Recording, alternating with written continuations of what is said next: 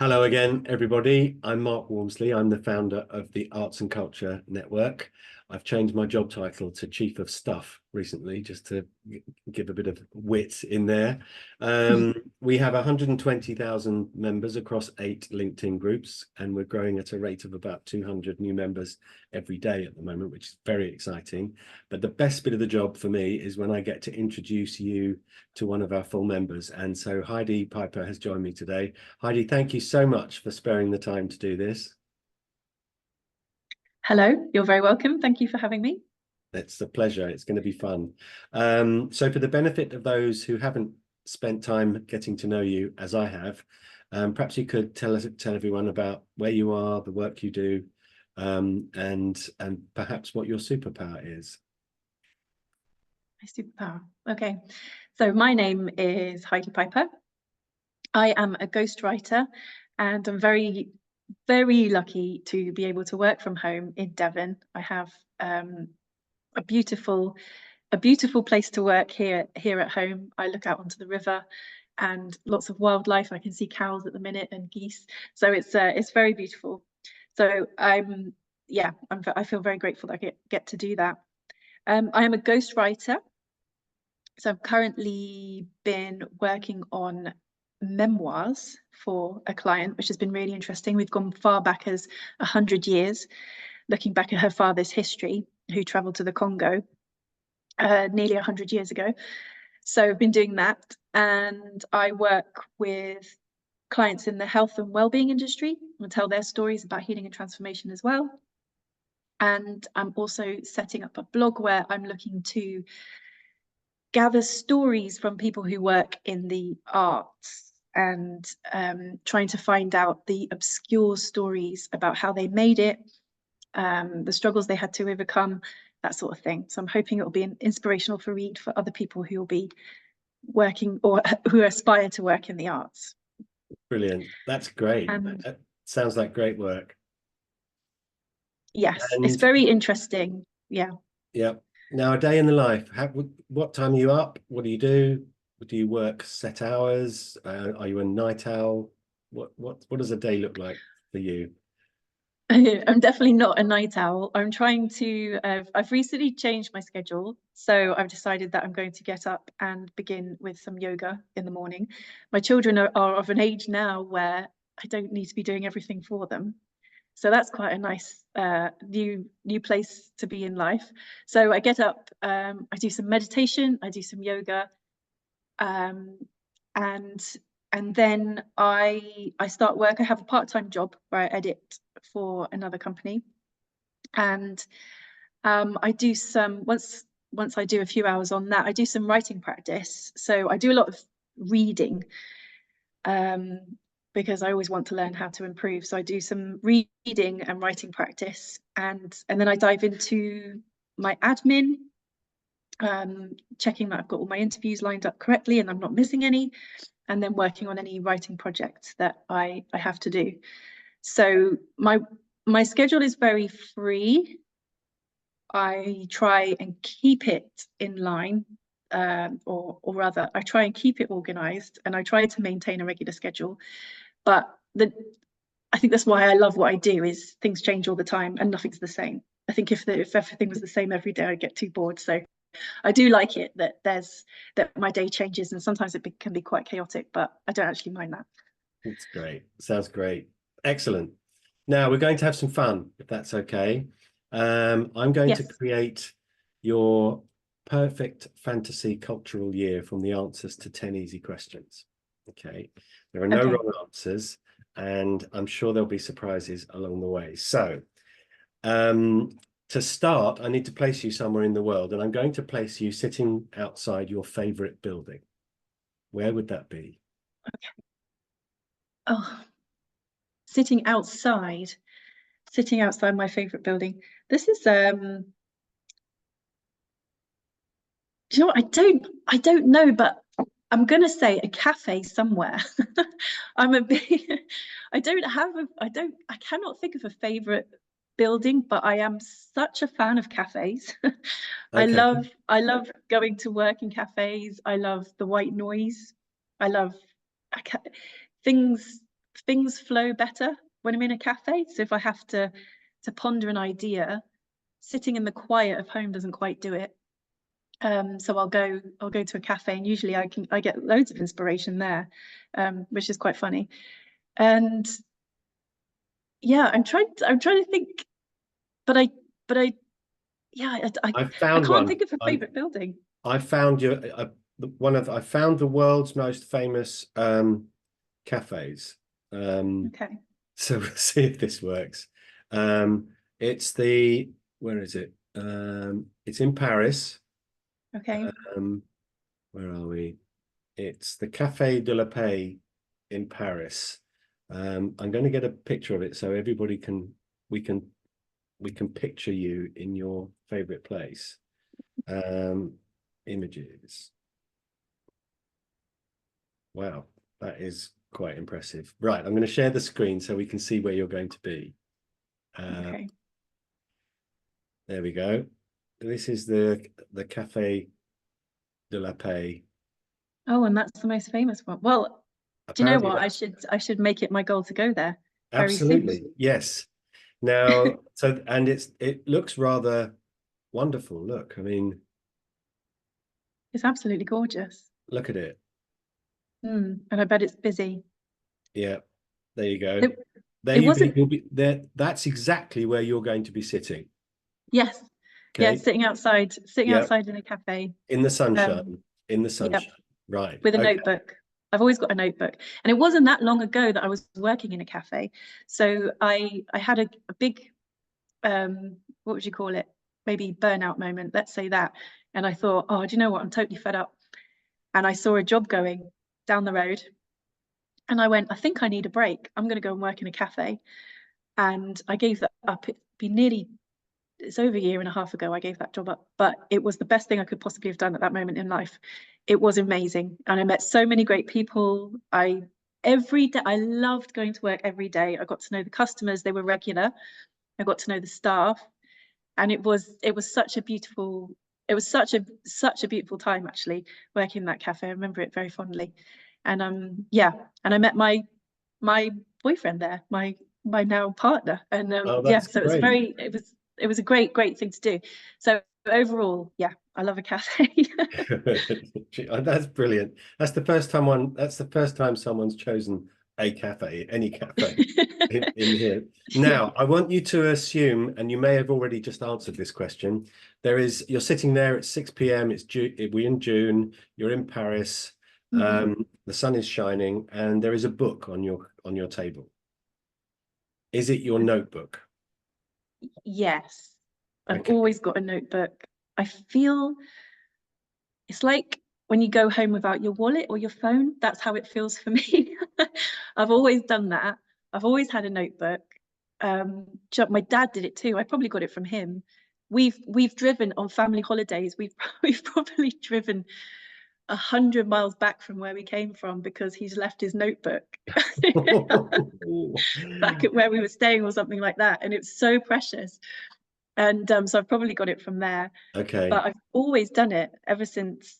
And if I gave you, if the notebook was, if you're joined at the hip with your notebook anyway, and I gave you the opportunity to have a second book, it can be any book you like, a book that's saved your life, changed your life, your favorite book or a recent discovery. What other book might be sitting next to your notebook? So I'm just going to check that I've got the right name. Yeah, so it's Michael Singer. Yeah. So I'm a big fan of non-fiction. I read a lot of non-fiction. And Michael Singer, The Surrender Experiment. That's a book I've read several times. Okay. And that is a fascinating book. And it's exactly how I'd like my life to be. As in how I don't want his life, but I want life to work out. I want life to unfold. So he is, what would you call it? A spiritualist, would you say that? But he's also very academic. So he approaches spirituality in a very, very sort of academic, scientific way. And he just makes these decisions that he's going to let life take over, basically. Right. And it does. And his story is quite extraordinary. Okay. So it's just a very good read. And that's how I'd like my life to be. Okay. I have a feeling your Zoom might have changed microphones because your sound has changed slightly. Do you want to Oh, if I it's don't know. it's I'm well, not very. it's fine. It's just if you go to the arrow next to the mute button, you can select a microphone. Oh, select a microphone. Yeah. Yep. Do you want to And then it's the next one. Does that sound any better? That's much better. Ah, Perfect. okay. Excellent. That was easy for you. Great. Okay. So so we've got the book. What about a drink? Favorite drink Oh, next to you? Guinness. Guinness. How Just brilliant. Guinness. Guinness or coffee. I can't go anywhere and drink anything other than Guinness or coffee. I hate it when they don't There's have the it. first surprise. I didn't have you as a Guinness drinker. They've come up with some wonderful things that you can buy and turn the can into a draft recently, haven't they? Yeah, I haven't done I've that. only ever drunk Guinness once, and that was at the factory in Dublin, and I'm afraid I don't like it. So it was wasted on me. I'm not a Guinness Well, fan. that's a shame. Yeah.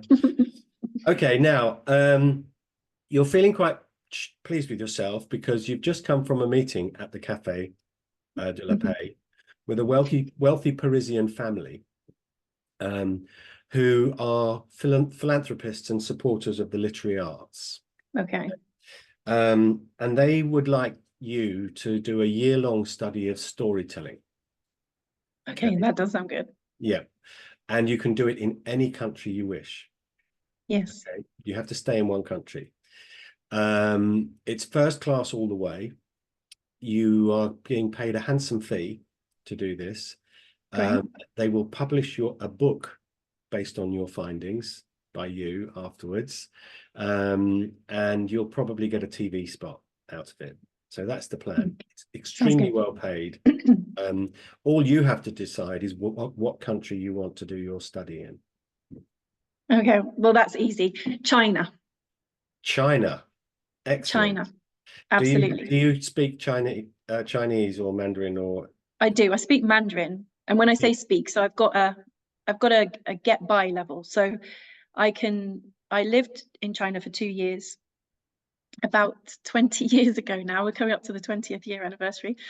And I was an English teacher, English as a foreign language. And I went out there and I just loved it. So I came from a university degree, straight from university, studying French and Spanish. And I thought, I've had enough of studying languages. I love it, but it's also very hard. And I thought, no, I'm giving my brain a break. As soon as I got to China, I couldn't learn enough. Like it's just the best language. So it's difficult because it's tonal, but grammatically, it's as simple as you like. So it's just such a great language to learn because once you know a few words, you just put them together and you're forming sentences. You don't have to, there is grammar, but Chinese grammar. So you don't have to conjugate, you don't have to worry about gender, plural. And when you've studied French and Spanish, that is just a breath of fresh air. Yeah. Well, I gather there are 7 ways to say the in Italian. So oh my goodness. Okay. excellent. Okay. Perfect. You're on the plane. Yes. You turned left on the plane. You're in the first class lounge. Okay. The steward brings you a pint of Guinness and a coffee and hands you a note. And it's a note from the wealthy family that are paying for your trip, and they'd like to study you a bit while you're studying that. Okay. And the first thing they'd like you to do is to limit your musical intake to one very specific type of music for 12 months. Oh, that's really hard. Yeah, it's meant to be. That's really hard because I just listen to anything that happens to be there. I know I've never really delved into, so I don't know. The only artist that I can say that I love and that I'm a fan of is Alanis Morissette. She's great. I probably listen to her, actually. She's got this uncanny thing of whenever I go and I'll go and listen to a song at whatever time in my life. It could be, you know, a few years later, I haven't listened to her for a while or something, and I'll hear the lyrics and I think, oh, that's what happened in my life back then. She's describing that thing, and it's like every time I go back to her, she's describing things that have happened, like new things that have happened, or newfound wisdom that I've gained, but she already knew it when she was writing, you know, as a 20-year-old or something. So I love her. Okay, you can Lyrically. have. We'll give you Alanis Morissette, Okay. the complete works. Have you joined the raging debate about whether it's ironic or not? No, because she's just having fun. I She's know, just but it's singing her song. Rain on Your Wedding Day, I'm afraid, is not ironic. Rain None on of your it is. I know, rain on your wedding day, if you're a meteorologist, is, you know. I suppose so. What was the other one? It's like rain for 10,000 spoons when all you need is a knife. Yeah, that's not ironic. It's ironic if you happen to make cutlery as for a living. Okay. So Yes. I'm afraid when that comes on, I shout at the radio because it's not No, I ironic. think a lot of people do. I They think do. maybe There that's is the point of the song. yeah. I wish he'd come out and say it's deliberate. Mm-hmm. Isn't it ironic? No, it's not. It's what was the other one? Something about advice. Oh, the good advice you just didn't take Yeah. is not ironic. That's bad. Oh, yeah, that's just bad It's decision ironic making. if you happen to be an agony aunt. Yes. You could write a Anyway, new song. yeah. Yes, we should. This really is ironic by yeah, I should rewrite the lyrics. Okay, so you've got Alanis on the airplane. You get to where would you like to go in China? I'd like to. That's also very difficult. So I have visited Beijing, but I would like to visit Sichuan, because their food is Yes. like real Sichuan food is incredible. Where is Um, which is there a major city in Sichuan? um, Let me find out. I don't know. And then I think whereas one I nearly took a trip to is it Xinjiang? Wherever the pandas are. It's Chengdu. Yeah, Sichuan's Chengdu. capital sister is Chengdu. Yes. Chengdu, yeah. Okay. So So if I was doing that, and if I could bring my daughter, then I'd definitely visit Chengdu. But I'd probably start at Beijing. okay. Oh, okay. We'll put you in Beijing then. So you arrive at Beijing Airport. There's a group of young people who've been detailed to welcome you, holding your name on a card.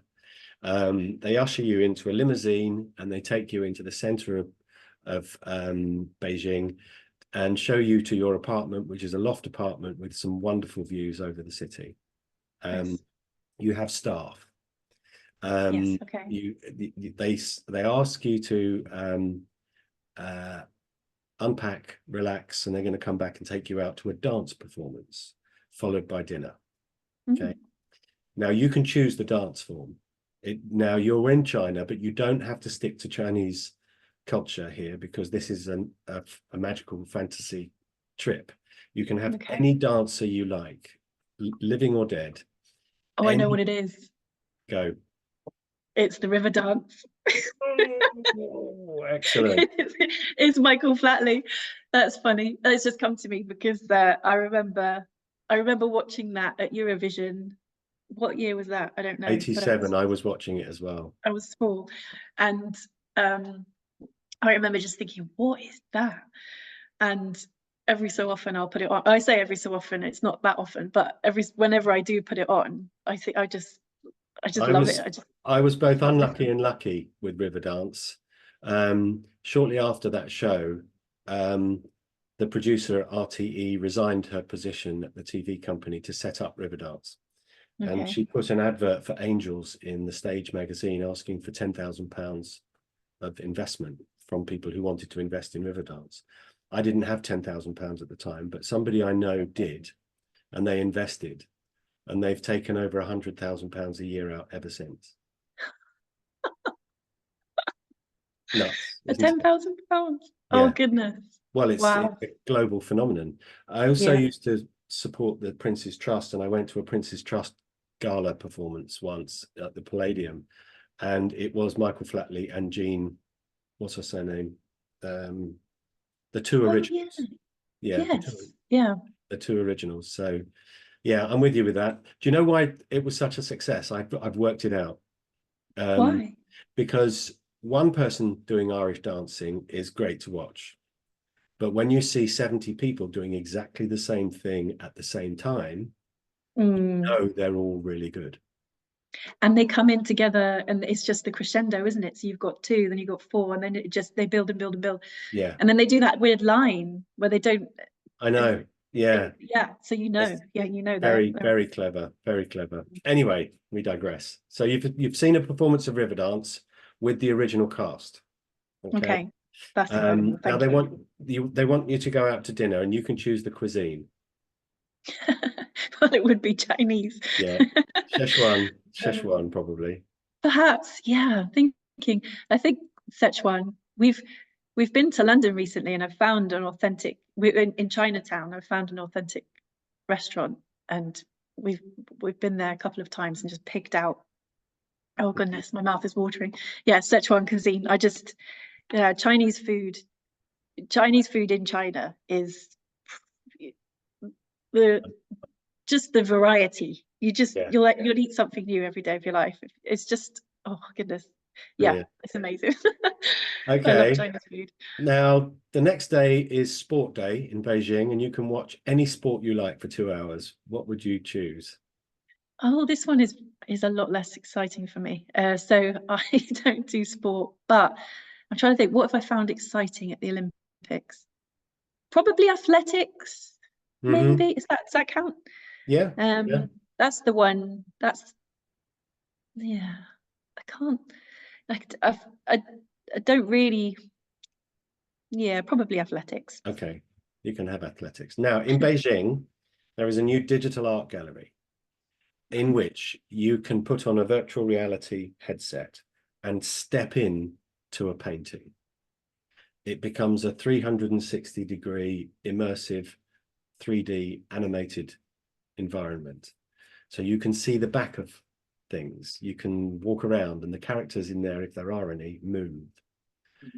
Whose work, all the artists that you can, whose work would you like to step into and immerse yourself into in that way? Oh, it would be Van Gogh. I so when was it? I think it was at the beginning of the year. I don't know why, but something sparked off an interest in Van Gogh for me. I cannot describe, I can't remember the origin of it, but it's like you've seen it all your life and you recognize it and you go, yeah, that's a Van Gogh. And then when you start looking at his story, I bought a big book about him. I just became really into Van Gogh, and there was something about his story and how he works that just captured me. And I began to look at everything he painted so differently. And then when you look at things like that enough, I was just looking up at everything all around me, and I was seeing his brushstrokes and everything around me. And it was like, oh, I can see how he's captured. I can see what he's done. Yeah. It's not just pretty. I can see what he's done. I can see what he's doing with light there. I can see why that face is a bit obscure, or that tree's like got those colors. And if I were to step into one painting, it would be Starry Night. I've never seen it, but I began to write. So I was writing some poetry about him because I was that inspired by him. And then I was watching videos online. So on Starry Night, some of the canvas is visible. Which is quite extraordinary. So it almost looks unfinished, but it's one of the most famous paintings in the whole world. And if you there's a really nice video on YouTube where they go up close, and it's the brown of the canvas is visible. It's like he's done it in a frenzy, and it's just, and it all just fell out. And yeah, so I love Van Gogh now, but all of a sudden I never saw it before. It's funny. That's great. So you can step into all of the Van Goghs with a video and have a look around. Great. Yeah. Now we've got a week of entertainment coming up with your new in China. I've flown out to join you for this. Monday, Tuesday, Wednesday, Thursday, Friday. Okay. Monday is rock and pop concert. Tuesday is a play. Wednesday is a musical. Thursday is an opera, and Friday is a movie. Okay. And you can choose. Now they don't have to be. It's entirely up to you. So Monday night, rock or pop concert. Who would we go and see? Apart from Alanis. Apart from Alanis, because I would be standing there shouting at her when she sang. Ironic. Yeah, it wouldn't be Alanis. My taste is just very frivolous, I think, when it comes to music. I'm a big pop fan. I love something you can just dance and be silly to. I don't like it, I don't take it too seriously. Let me think, who would that be? I can't think of anybody. I don't know, maybe Madonna, but if there was a time machine. There is a time machine. There is a time machine. 80s Madonna. Yeah. She's just, she's got great tunes. Visually, it would be incredible. Yeah. Okay. 80s Madonna. Yeah. Yeah. It's fantasy and magic, so you can choose any time period. I would definitely do that then. What about a play? A play, for some reason, it's coming to my mind. Is it What the Butler Saw?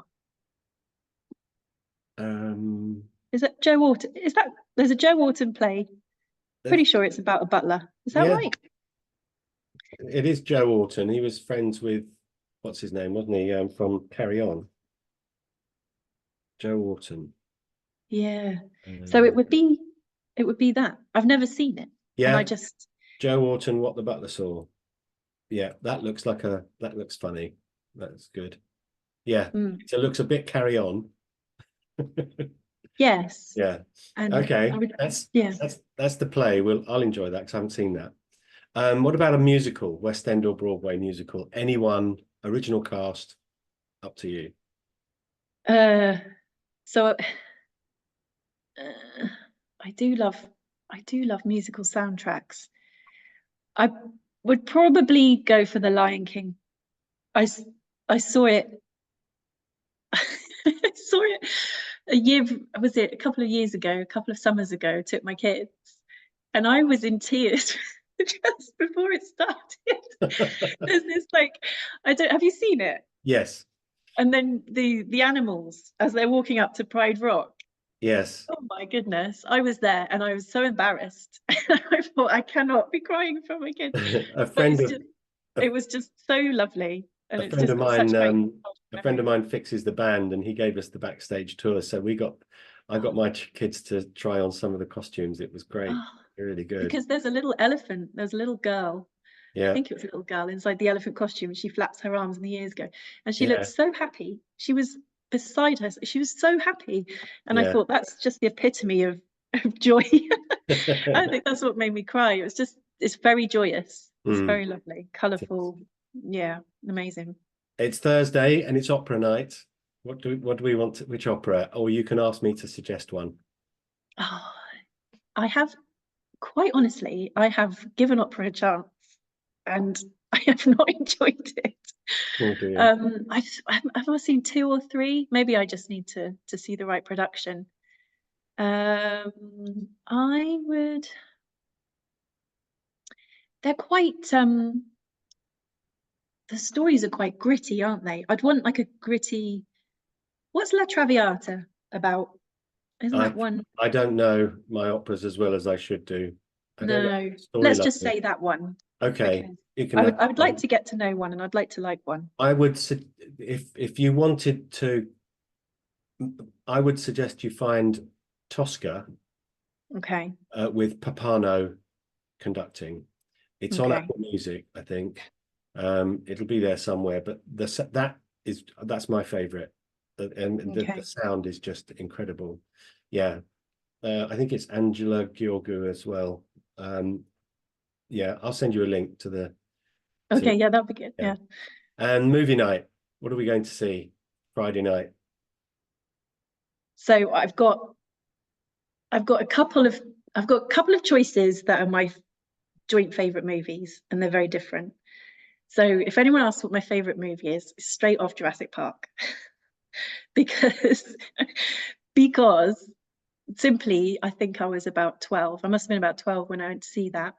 I went to the cinema by myself with a friend, so it was the first time I'd done that. And it was the best cinematic experience I've ever had in my life. I was jumping out of my seat. I couldn't, and it was so new, wasn't it, at the time? It was, so I will just never ever forget that. And you can still watch it now and have those feelings, I think. So Jurassic Park for that. Okay, I'm with you. I love the music. John Williams, I think, isn't it? Music, yeah. And I think my favorite scene is when they meet the brontosauruses for the first time, and she moves his head like that Yeah. in the car, and he takes his hat off and stands out of the sunroof and looks up. I love Yeah. that. So cleverly done, brilliantly done. Excellent. There we go. That was a nice week. Now we're nearly there.